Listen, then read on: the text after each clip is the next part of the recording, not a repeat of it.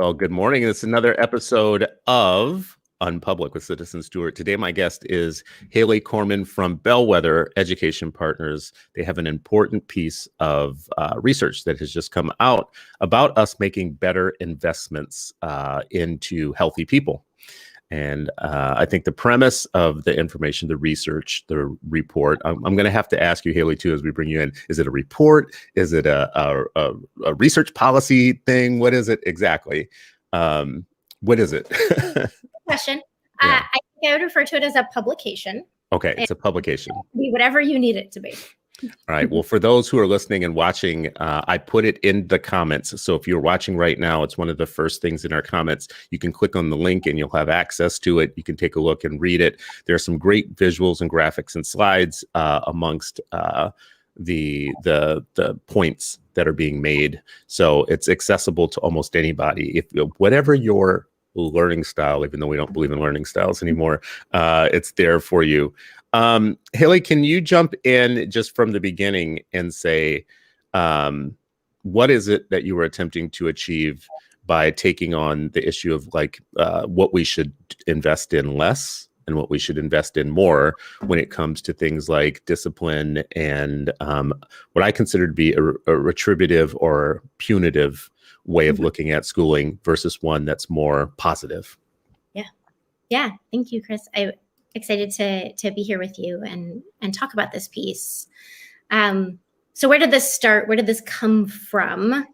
We have been collectively sort of living in this constellation of circumstances, events, politics, where conversations about how we spend money have really come to the forefront.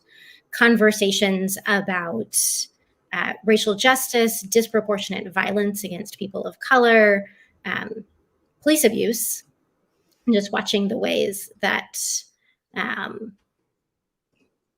law enforcement and many other sort of state entities overreach into people's lives in ways that often include acts of violence and often include killing. And the work that I do at Bellwether is primarily focused on the way I refer to it as all the places where schools come into contact with other child-serving systems like homelessness and child welfare, juvenile justice, and immigration. Many of those systems are highly punitive. And I think punitive is the right word. We really, tried to think a lot about what is it that characterizes all of these systems, because you kind of can't stop anywhere, right? We can't say school discipline.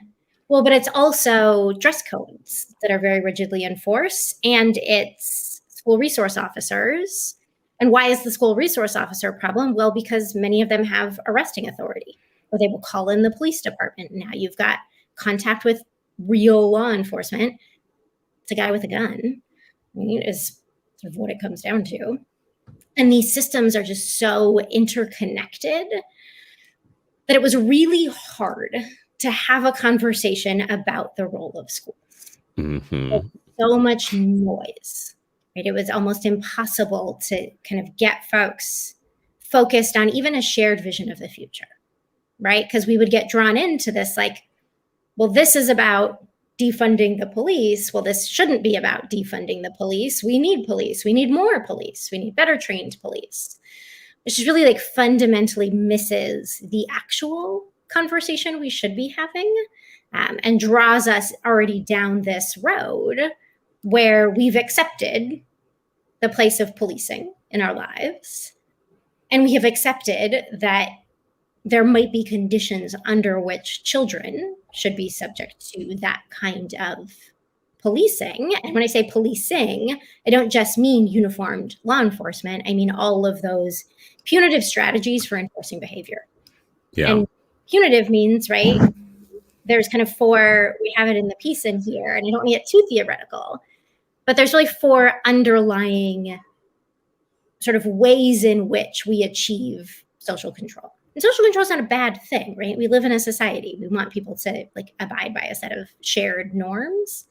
There's four ways to do that. They're incapacitation, right? When you've done the bad thing, we put you somewhere where you can't do the bad thing again. there is retribution, right? Mm-hmm. Make you pay it back. We're going to make you sort of do your time, pay your debt. There is deterrence, right? We're going to make it like the punishment so bad you won't do it again, and other people who saw you get punished, they won't do that thing either. And all three of those things, right, are punitive. They're designed to punish.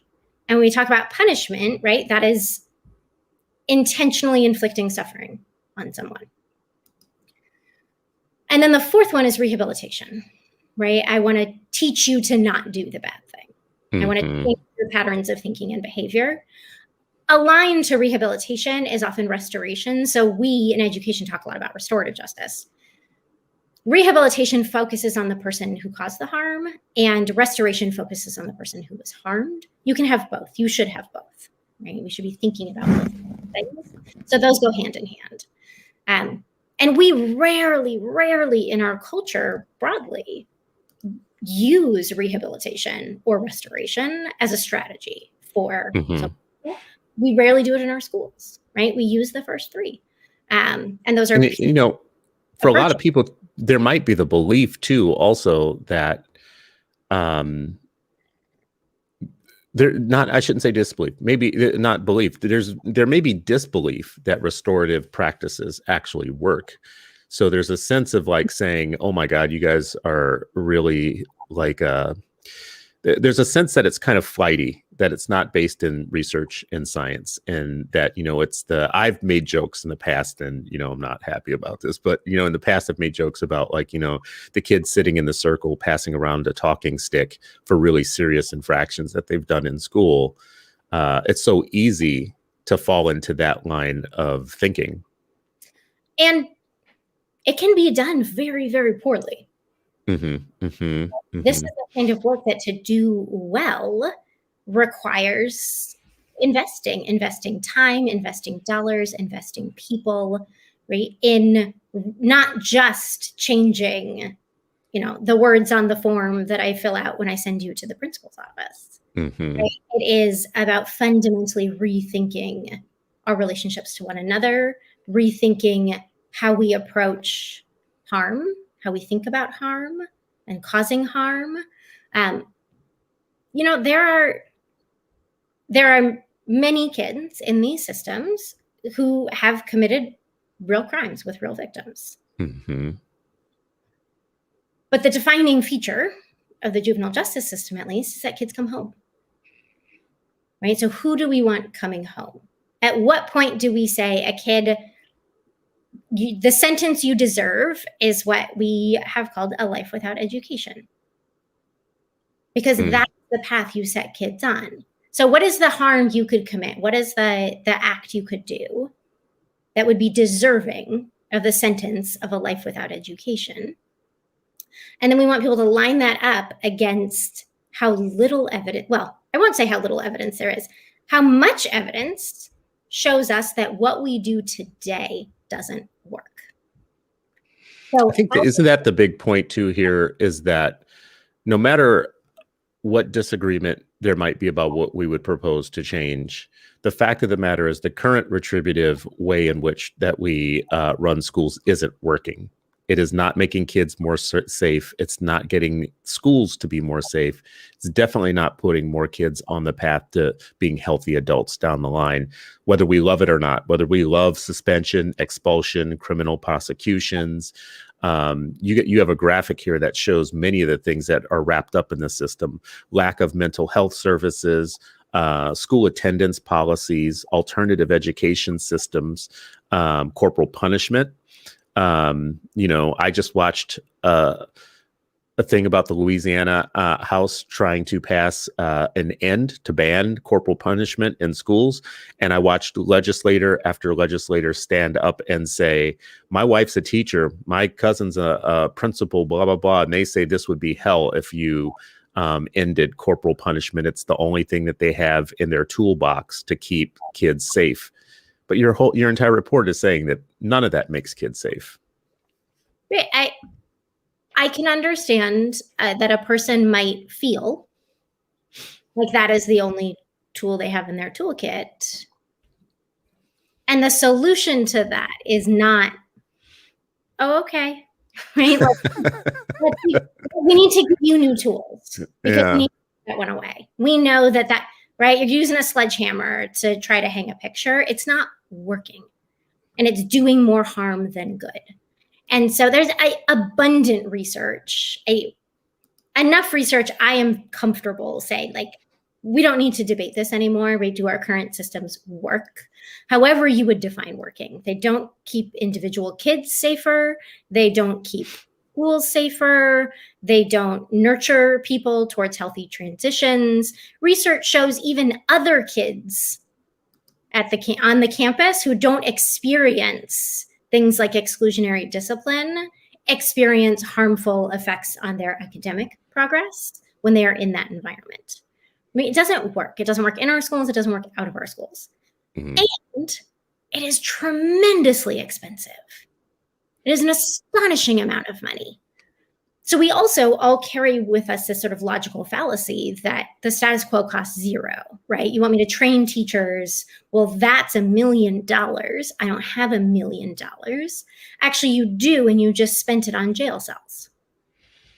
Right? And so we are investing in the wrong thing. It's not like it's not like what we have right now in the status quo is budget neutral. We are literally investing money into a set and series of practices that are getting us the wrong result. And if the goal really was healthy people and healthy children down the line, we would just change our investments. Right. We do that all the time, right? Yeah. That's sort of what strategic planning is how do we deploy our resources and the ways that are going to get us the outcome we want. And we sort of put to readers this idea of investing in healthy transitions to adulthood. Mm-hmm. Mm-hmm. Really ought to be the guiding question in the day-to-day small decisions and the long-term big strategic decisions. Does this choice help us to invest in a healthy transition to adulthood for this kid right in front of me right now, for this classroom of kids who I'm making some rules for the school building of kids, for this community, right? And if I can't answer that question, I can't say yes to that question, what could I do differently? How can I invest in a healthy transition to adulthood? Yeah. And that might mean I need a lot more resources at my fingertips. I love that you guys you do a lot to show people where the problem is. And we do a lot of arguing in Ed World about things like discipline. And we are wildly all over the map in terms of, we have people that basically say we don't have enough punitive discipline. And then you hear all the kind of like cliches around, a handful of kids disrupting the education of the majority of the classroom. And I've even, I'm not going to name names, but we even have people who have written entire books about how the Parkland shootings were the result of too much restorative justice and too much focus on being restorative. And we just need to be tough on students. I love this slide that you guys have in here that basically kind of is an illustration of the disparities that we have within the way that we mete out sentences I love your wording here too, which creates life without education disproportionately. You have days of learning loss is much different for white students and Black students. The fees that states charge, the referrals to law enforcement, the suspension. You have girls here, but the suspension of all kids is really disproportionate. Mm-hmm. There's another piece that you could put on here too, the way that we treat special education students, how they get wrapped up into the discipline systems, and we for sure are not providing them with the adequate supports that even the federal government says that they should have. So this is all, to me, a good picture of investing in the wrong thing. And if we stay with this status quo, we're going to keep getting the bad result. What I would ask you about that, though, is there's a little bit of a hint in all of your work here that we are asking the wrong questions and answering the wrong questions. And what are the wrong questions? If I looked at this and just said, yeah, the reason that those are disparate is because maybe you have more people committing offenses, like more people who are doing bad stuff, more bad kids, and we're going to roll with it. We're just going to punish them out of it. Yes, I have heard that before. We've got a note at the bottom of that slide on precisely that, especially when it comes to students of color. And there's a little footnote at the back. This is where it becomes research. So you got to follow the footnotes. But every piece of evidence that has existed, every time someone has asked this question, right, are Black students receiving more exclusionary discipline because they are committing more serious misbehaviors, or they're misbehaving more frequently, right? They're getting treated that way because they're asking for it. Every researcher, every serious researcher who has asked that question, the answer is no. In every way you can control for variables and evaluate whether or not a kid deserved that more serious discipline, the answer is no. It is racial bias through and through. We see this in research in our schools. We've also seen there are a few places where folks have been able to do quasi-experimental designs in courtrooms and in the adult system, where you've got the same judge looking at the same crime and making a decision about sentencing, and you see bias show up there. Okay, I just want to stop us right now. And just like, Haley, this is a point that needs to be screamed from the rooftops, because the entire crux of the argument is that the disproportionality is not the result of any bias in the system. It's the result of more people committing punishable offenses at all levels. And you are saying that literally there's research that disproves that part of the argument. Every piece, if you spend 20 minutes doing good faith research, it doesn't hold up. And it certainly doesn't stop people from saying it. Right. It's not true. None of the research substantiates that, right? And some of it is people's sort of anecdotal bias that, well, and when I was in that school, and this is what I saw, and I remember that one kid, right? But that doesn't make it so, right? Yeah. You saw it happen one time to one kid or two, there was some white kid and he got expelled. Like, this is very interesting, but it is not what we should base policy on. Right. And so it's powerful as an argument because it fits within people's worldview of who the kids are. So if you already have it in your mind that these kids are just bad, they're just bad people, they're bad kids, they come from broken homes, they have no role models, blah, blah, all the stuff that gives you essentialism. If that's what you believe, then you're never going to believe that you should take a more restorative approach, because in your mind, it's just bad people doing bad things. Well, and I would argue, even if I was prepared to say, like, yeah, that's a bad person who did a bad thing, and maybe it's not their fault they're bad, they just are in such bad circumstances, right? That's very tragic. This is a child. Right?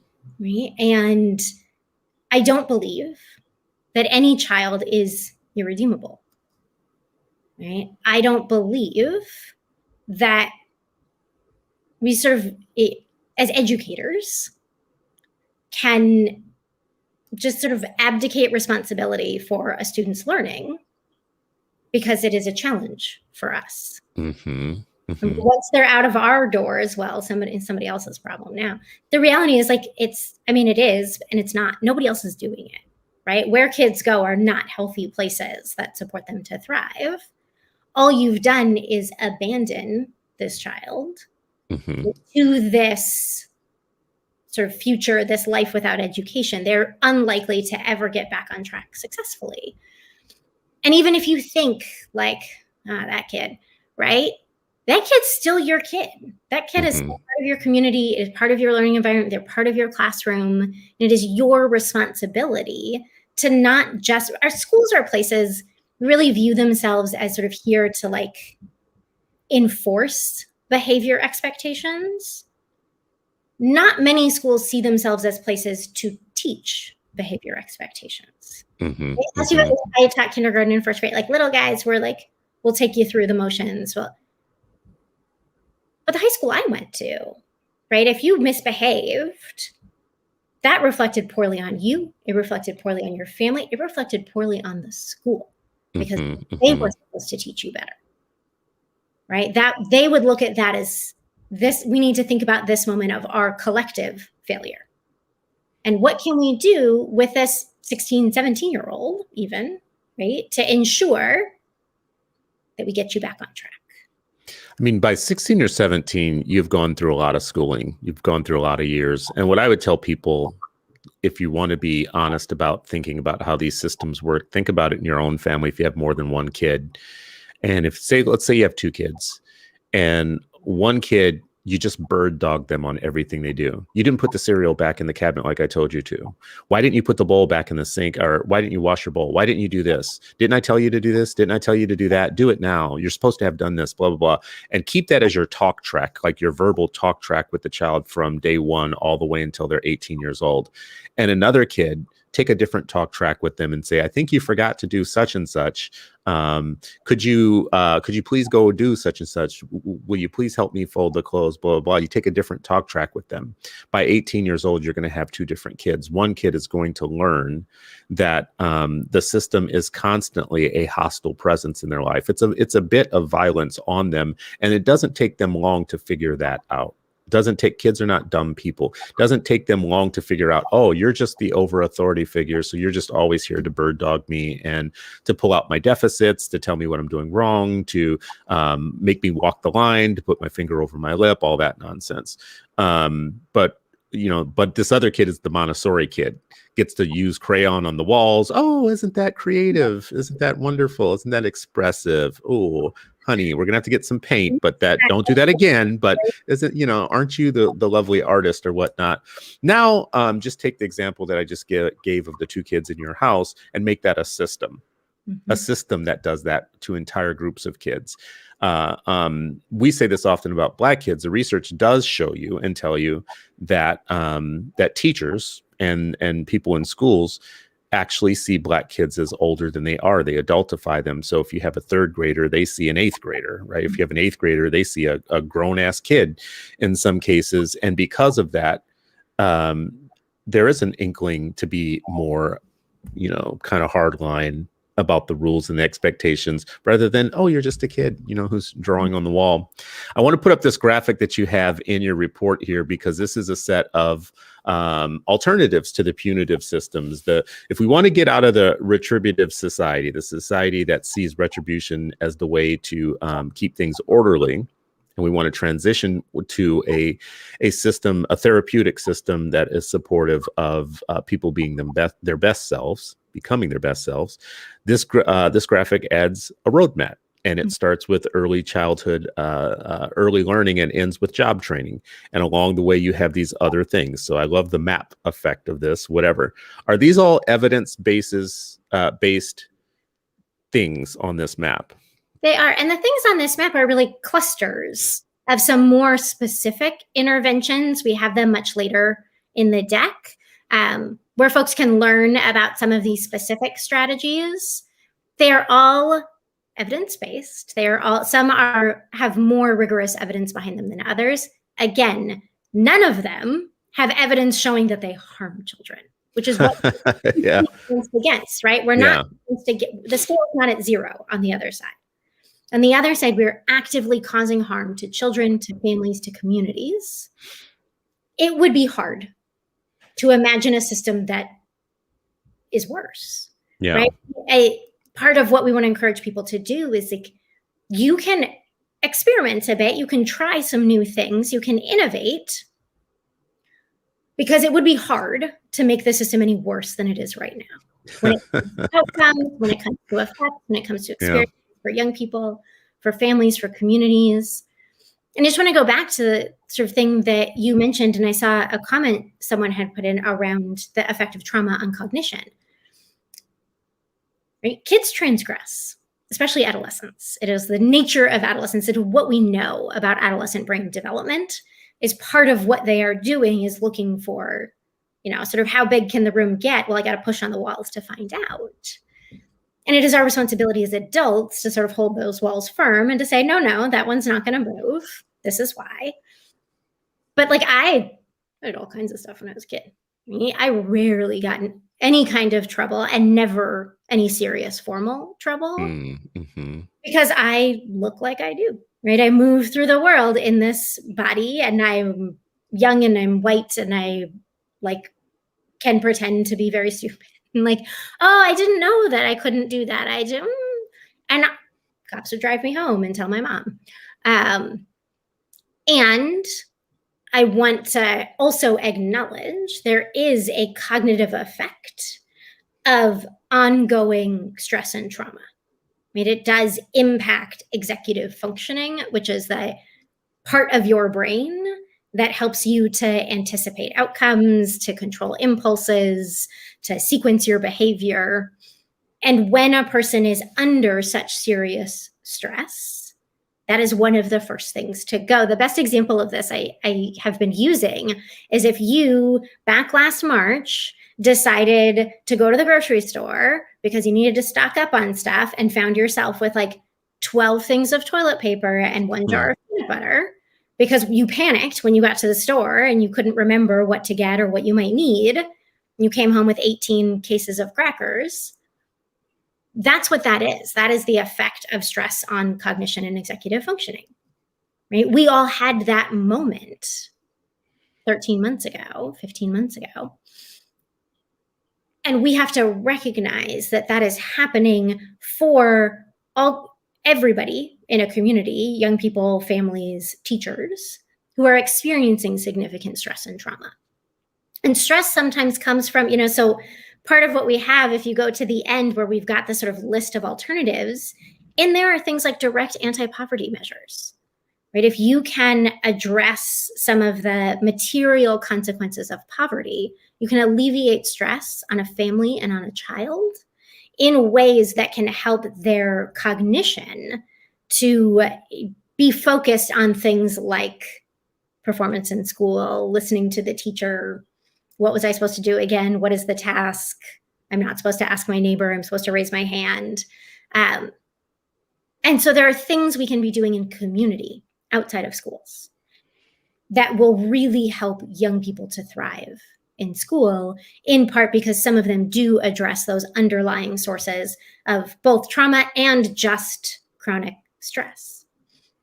Are these the ones that you are talking about, alternative systems and structures and tools? That's right. So they're just in alphabetical order. This is not meant to be like an exhaustive list, but we know for a lot of our audience of educators, you might be hearing about some of these things and not quite know sort of what they are. So we've got the name of the thing, right? Direct cash transfers, a little bit about it, and then a link to where you can read more. Maybe it's an example or it's a little bit more of a detailed explanation. To help people kind of understand, right? This is not about like where we started. No school police have restorative justice. There's that overly simplistic conceptualization of both the problem and the solution. But do you guys take a stand on things like that? Because that is where the conversation is right now. So we do have a conversation about police-free schools, for instance. I generally support it. I understand that, a lot of what you guys are saying here, that might be the wrong discussion. Like, there's a deeper, more meaningful discussion to be had about where do you put these investments? I look at this long list that I just showed you guys, though. I mean, this is a really long list of some potential things. I got to believe that the price tag for this is really high financially, but even beyond the price tag as an investment thing, there's so many possible things here that you can do. I mean, you've got 7 pages of alternative system structures and tools that people could use to get all of this into some sort of comprehensive plan. Well, tell me if that's even the goal, that you would have somebody take a comprehensive look at all these things and try to create an agenda out of it. But it does require an extreme level of leadership competence if you were going to pull all this together. And I am sorry, but we live in the United States of America, and leadership competence is not exactly what we're known for right now. Yeah, I mean, what we would most like to see is less about sort of an actor in the system and more about a place. So you can see we did 6 studies in different places and looked at some of the things that they have tried, where there have been successes, where there have been setbacks, and to understand that this work is incredibly local, right? And it's incredibly unique everywhere you go. So in some places, they are prepared, they are interested, and they are motivated to move towards police-free schools, right? We've had police in our schools. We see the harm that causes. We are ready. But that is not even something, like a school board can't successfully do that on their own. I mean, it's a thing that needs to be done, setting that agenda, right? How are we going to build a system that invests in healthy transitions to adulthood? You need your school board. You need your chief probation officer. You need your health and human services director. You need folks from your child welfare system. You need folks who are working on poverty support to all come together and develop some set of sort of aligned ideas. You don't have to have a single sort of plan or strategy. And you might find areas where you disagree, you diverge, and we understand you're going to do that. We're going to do this. But to reach a shared vision, we have places, Los Angeles County, where I live. The most interesting thing about that story was there's actually like at least 4 different things happening. We've got the school board, we've got the new DA, we've got the State Department of Juvenile Justice moving kids into the county. We've got the county probation work group putting out these great ideas. And nobody's talking to each other. They're working at cross purposes. They're stepping on each other. You know, best case scenario, they're not magnifying one another's work. They're not thinking about, okay, if you do that, then I can do this. And so what we want to do is offer to people, right, there's a huge constellation of possibilities. You don't need, it's not about a like one of these, 2 of these, 3 of those, done. It is really about having some thoughtful conversations with this idea of our shared vision is that healthy transition to adulthood. What does it take to get there? We have some planning guides in the materials to give discussion. Just like before we go to that, the other thing I just want to come back to, like, yes, the cost of the new system is a lot. The cost of what we pay right now is a lot. Right? Yeah, so there's 2 things that I was pointing out about that, though, and you just kind of hit on one with Los Angeles when you say it. One thing is the price tag, and anything with a big price tag is going to be contentious amongst people just because of that. And, you know, climate change folks, many other kind of activists will always say what we're doing right now is very expensive. Like prison reform people will say it's very expensive to do what we're doing right now, but it's still a very hard argument to make with the public. That's something new that costs a lot.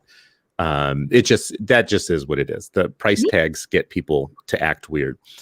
At the same time, though, when the thing that makes my red flag go up is whenever a plan is dependent upon serious competence within leadership systems. Because I have a very low level, I have a high level of cynicism built up over time with valid observations of leadership at all levels, including school boards, city councils, mayors, state legislators, right? Who are all so energetic about doing the wrong thing so often. But it gets even worse when multiple systems have to work together now. Because not only is the police system a hot mess and the schools are a hot mess in terms of their leadership and their connection to the mayor and the other governance bodies, individually, they can't get their pants on in the morning. But now when you need them to work together for children, I think your LA example is kind of a good call out on that. You kind of just said they had a good plan basically, but the left hand is not necessarily working with the right hand very well. So is this plan dependent on cities getting their act together? I mean, I think that's valid. I think they're right. It is, we cannot,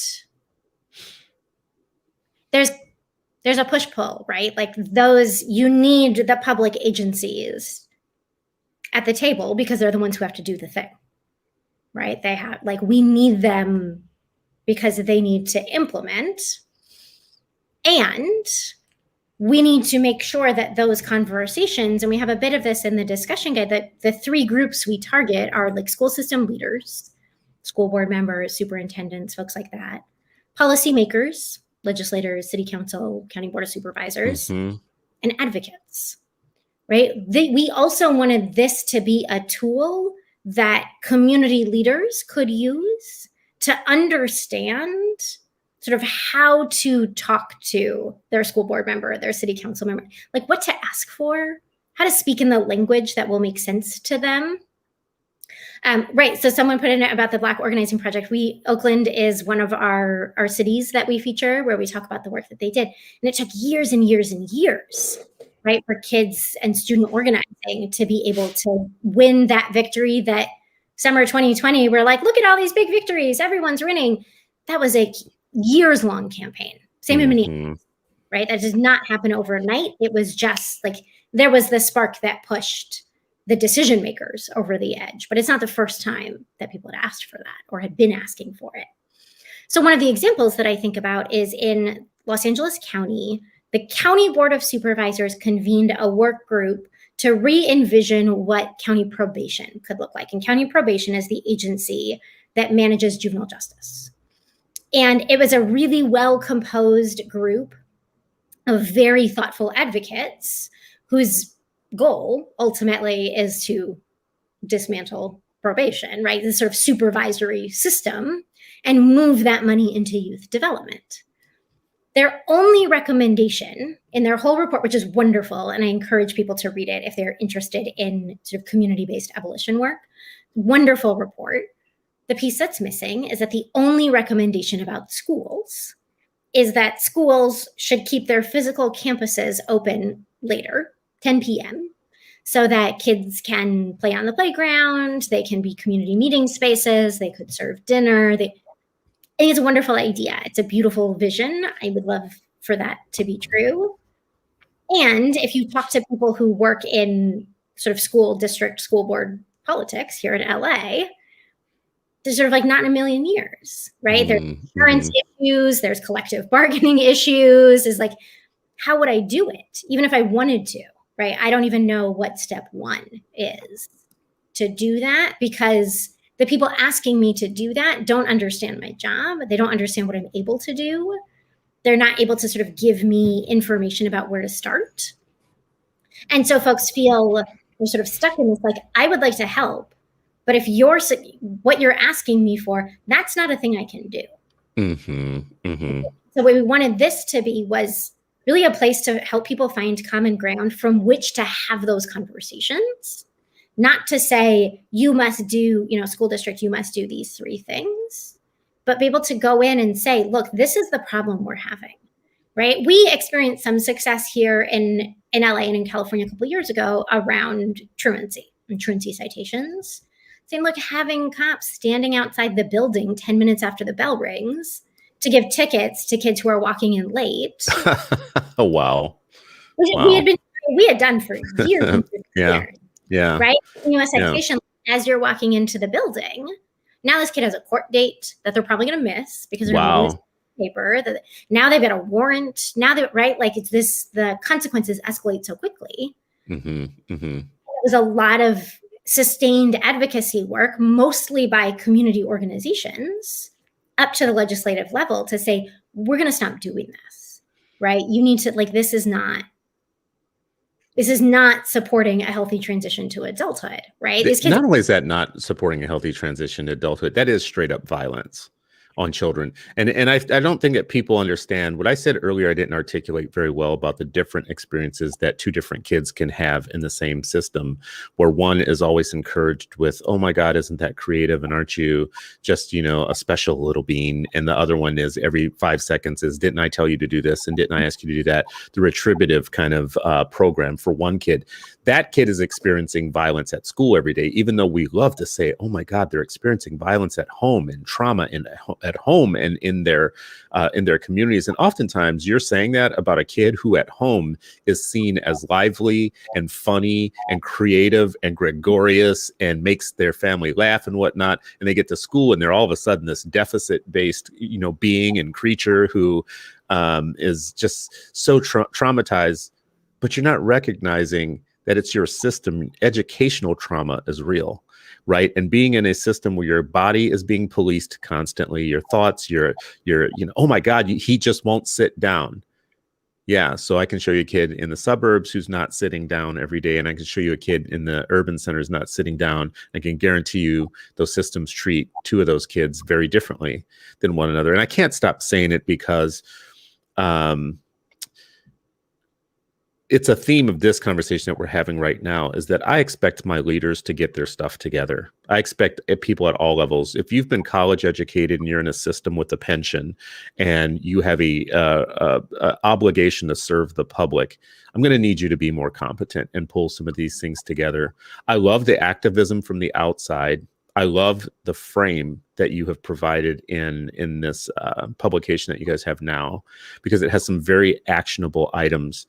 I almost get the sense, though, reading through all of it, it's a little bit complex in some ways, in that I think activism should be informed. So there should be some use of these tools that you have in there to train the trainer, like to train the people of, like, when you take this to a system, there are all these tools about how you can focus at different levels.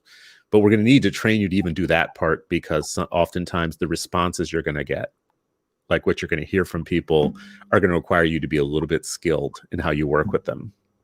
Right. And Brandon, my co-author, and I are doing a presentation next month for the Coalition for Juvenile Justice on this product. And much of the audience for that event are like attorneys who do direct representation for young people. And really thinking about, right, like, what do they need from us? They know how this system operates on the kids that they represent. And there's no shortage of stories they can tell about how schools didn't show up for a planning meeting, about how the school is really the source of the problem in the first place, how the school won't let the kid come back, even though he's entitled to, and they've been litigating about this for a year, right? That's not the information gap that they have. What it is like, how do you work with this audience, right? How do you influence them? How do you get them to do what you need them to do? I want to recognize there are some people who will say, I don't care, right? I'm looking at this system. I'm going to come into the room. I'm going to tell you how it's harming kids. I'm going to tell you that it's racist. And whether you're prepared to hear it or not is not my problem. Right. And I think that is an important part of advocacy work. So I don't want to judge that approach. And I think that there are people who say, yeah, I want to get a little bit more skilled in how to target my message to this audience, because what I've been doing hasn't been working. Like I said, I need them to come along, whether I like it or not, right? They're the ones who make the decision at the end of the day. So I got to figure out how to talk to them. And that was a big part fundamentally of the design of everything in this product. I could sort of take a meta step back. For us, Brandon and I, probably the largest share of our conversation in designing this work was thinking about our audience. Who is our audience, right? The message, let me be honest, I'm not sure is a new one, right? We've brought together a lot of information, reports, recommendations that have existed for a long time. There are a lot of messages in here. People have said, like, I've read this 20 years ago, right? Like, it's a lot, though. It's a lot of different approaches. But who did you see as the audience? Who was your audience, really? So the audience we settled on, right? Part of it was we thought about, like, who is Bellwether's audience? Right? We're going to read stuff we put out, and not who do we want that audience to be, or what do we want that audience to want or be interested in, but who actually is our audience. And who could our audience be, right? Who's our audience right there. So we thought about, folks involved in education, whether they're school-based or system-based or they're policy-based. That's Luna. Oh, Dr. Conrad likes the cat. Watching me. She's my supervisor. So they're school-based, they're education-based, they're knowledgeable, they're interested. They've probably been paying attention to the last year of discourse, if not before that, about racial disproportionality, about policing. They might be interested in making a change in the systems they work in or the systems they influence. They recognize something's not working and they don't know what to do. They're not even sure how to talk about it, right? They don't have the vocabulary. we wanted to bring all of these resources into one place that you could say like, let me go to that footnote, let me read that thing, rather than I'm going to do a Google search on like school police. And now I've got 50,000 things, most of which are useless. Right? I have to filter through them all. So that's really who we thought about as our audience, is people who they know, they understand, they care. I want to go in with the sort of good faith, like most of the people reading this in most spaces in their life, when they know better, they do better. My cynicism. So I've got a couple of points of cynicism here, but I'm not going to go through them all. I'm just going to say, I think the information is right. I think the tools are great. I think when you put them into people's hands, they have work to do to get all of their so-called leaders working and rowing in the right direction. It's never going to be like, oh, I've got this tool and the truth and data is not working very well in our society right now because of all kinds of weird political problems and systemic problems that we have, to where truth and data is great. It's what you should be armed with as an activist. You also need the skill to help people kind of see their way forward. One of the things I want to point out that comes up in Michelle Johnson's quote here, we were talking just a second ago about like the kid who can't sit down in an urban school and who can't sit down in a suburban school, and they might get totally different reactions. But she says, is he not sitting down? And Michelle, did I say he? Maybe I did say he. I don't know if I gave a pronoun. So why are we saying boys? Anyways, Michelle Johnson, my friend. So is he not sitting down because your instruction sucks and you're expecting him to do something that is not developmentally appropriate? What I think is important about this is it's kind of a call out then in a lot of, maybe I missed it, but I didn't see a lot about how engaging teaching and instruction and curriculum and the quality and the skill of the teacher is one of the best kind of deterrents to discipline situations. It is a great point. It was when we considered, and it just sort of took us too far from the core thesis of this piece, but I don't disagree at all. And work I've done in the past where I have spent time in schools in juvenile justice facilities. Right. One of the messages I would come back to again and again and again for school leaders is that high quality education is a violence prevention strategy. Right. And I would you can avoid so much student misbehavior, if that's what you call it, with a high quality learning experience. Right. And I remember talking to one teacher at a school that, gets rave reviews. People want to write great articles about it. And I did a one-on-one with this teacher, just talking about how hard it was to get kids engaged and how difficult his job was. And then I sat in on his classroom, right? And he was like, they're always pulling kids out to go to others, they need a therapy session. They're pulling them out of my math class, whatever.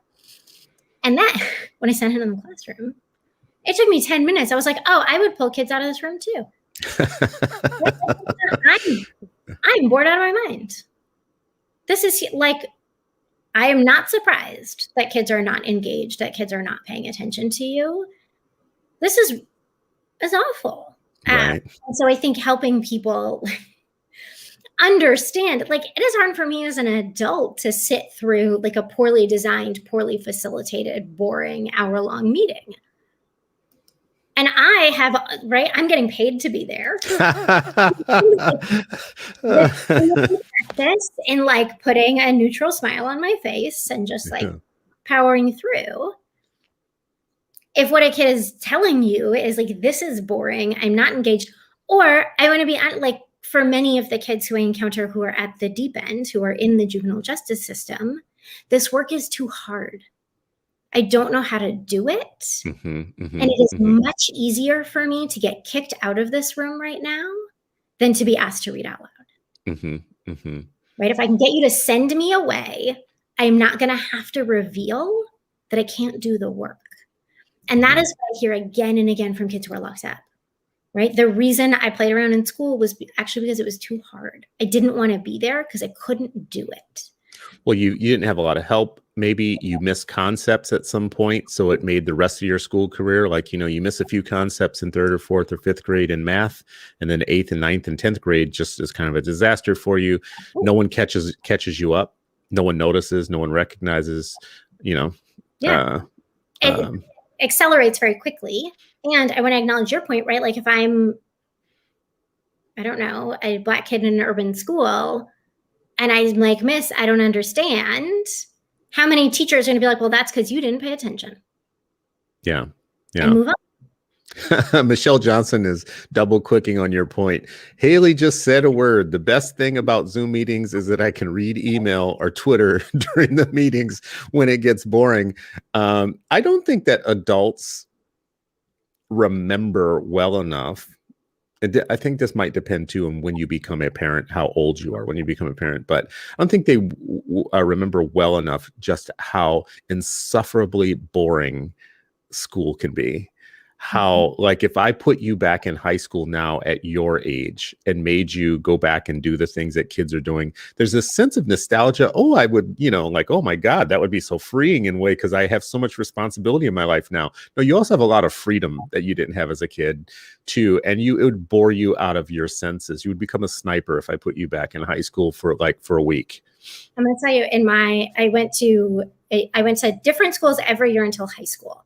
And then I got a scholarship to go to a private, like, college prep high school, which was a jarring experience for me. But by the time I was a senior, it was like, I remember this, my AP English class, I had a contest with one of my classmates to see who could get away with doing the least amount of work. And we both ended up with A's in that class, right? Because we were in an environment where people would indulge what was like active misbehavior, right? And like resistance to what was happening in the classroom. We just like wouldn't produce work. And part of it was that we were really bored, right? I don't want to do this because I don't see the value, and not in a like sassy kid way, like tell me when I'm going to need algebra. But like I'm not learning anything. I'm not getting out of this. It just feels like an exercise in like nothingness. And so I think you're right. I think adults really like overestimate what a day in a classroom feels like for most kids, many kids, and maybe it's not every classroom and it's not every teacher. But there are a lot of things that, man, the day just drags. And when I have 7 hours of back-to-back Zoom meetings this year, right? That is really exhausting. It's exhausting. It really is. It's weird. It feels weird to complain about it as an adult, and especially as so many people in the workforce are hurting. And because many, of the economy is shut down for many people, you feel bad complaining as kind of a middle-class pampered person. But I got to tell you, back-to-back Zoom meetings all day long is I've done lots of menial work in my life. Like I've had 42 jobs in my life. Sometimes I've worked 3 at a time, and many of those were in restaurant work and customer service work and temporary work that is just mind-numbing in so many ways. But 8 hours of Zoom, like 5 hours of Zoom, whatever, sometimes you just come off of the other end of it and you just want to like do nothing, Absolutely.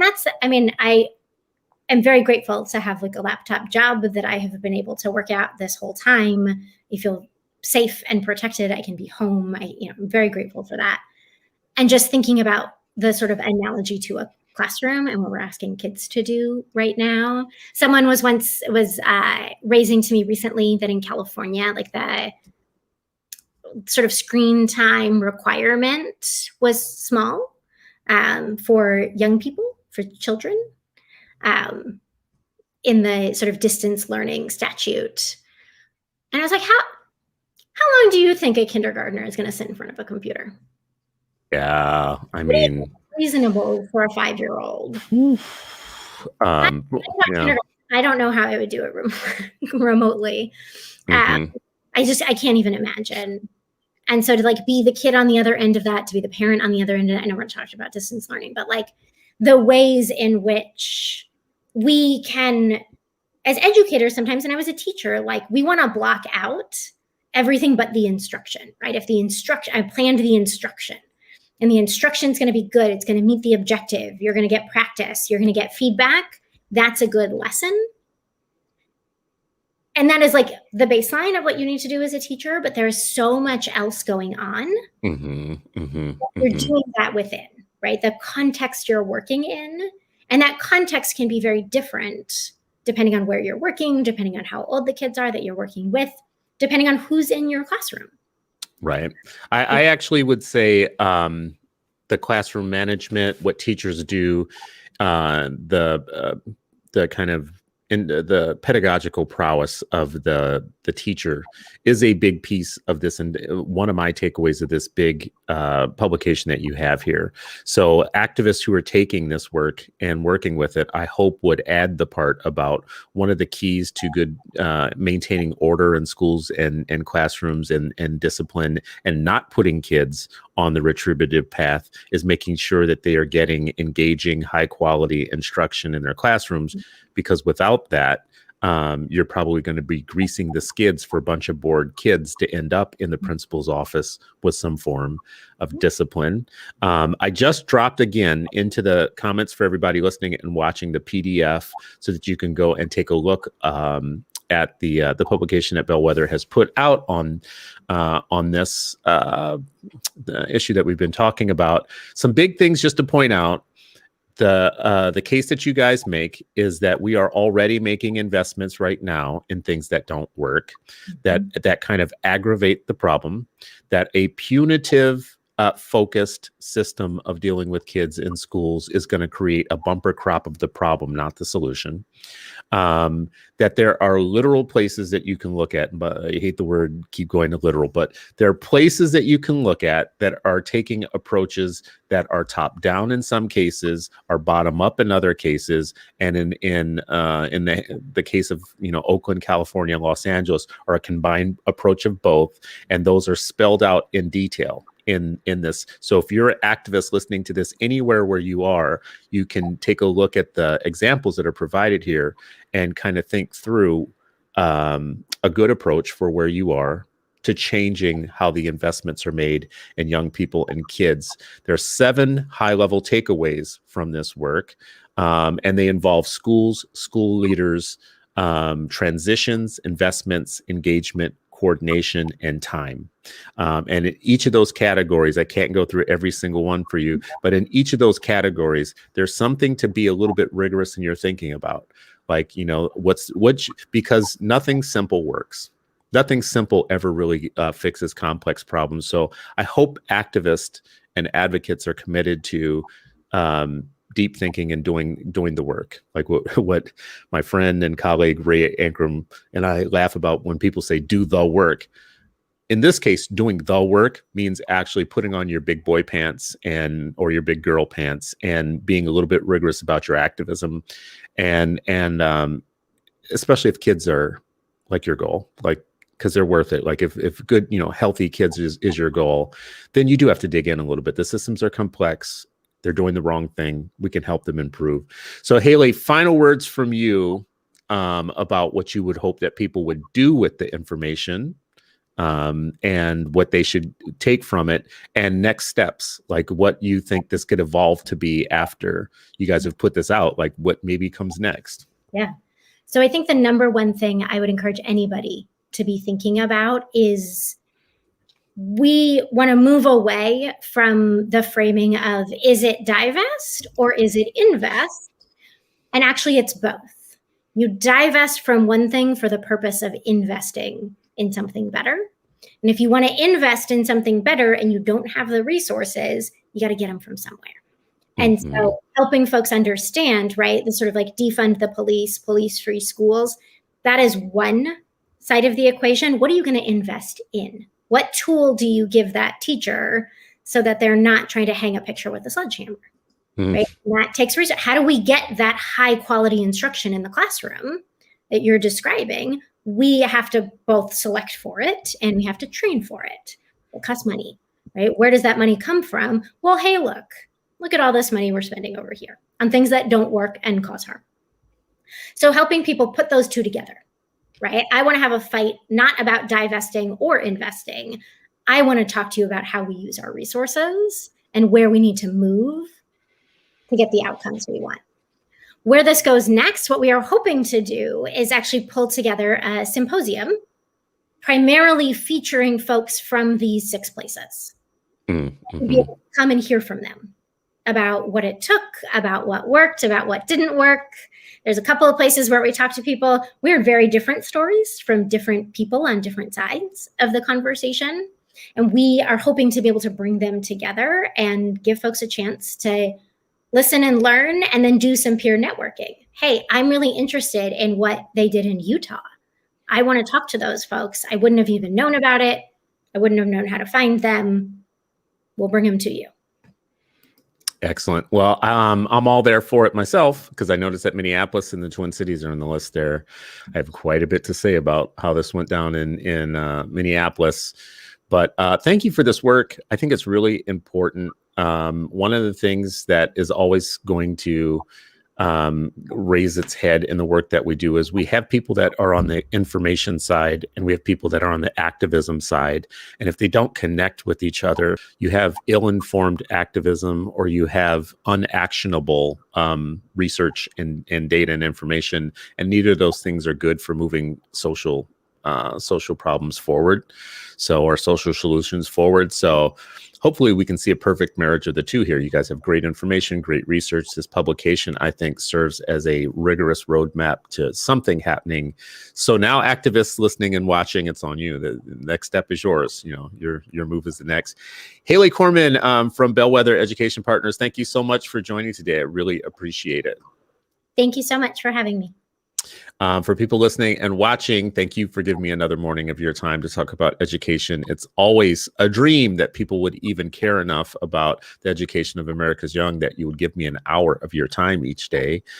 Thank you for those who put really clear and good information into the comments. It's been amazing. It's always amazing watching you guys. Tomorrow, we're going to have former Chancellor Kaya Henderson on our Freedom Friday edition of The Unpublic. And we're going to talk a little bit about her new platform. It's not so new anymore, but her platform, reconstruction.us, which is a platform that has African American centered educational supports for families that want their kids to not just learn and be tutored and mentored, but also to have a basis, a cultural basis that is fitting for their families. So we'll see you tomorrow. Appreciate you guys.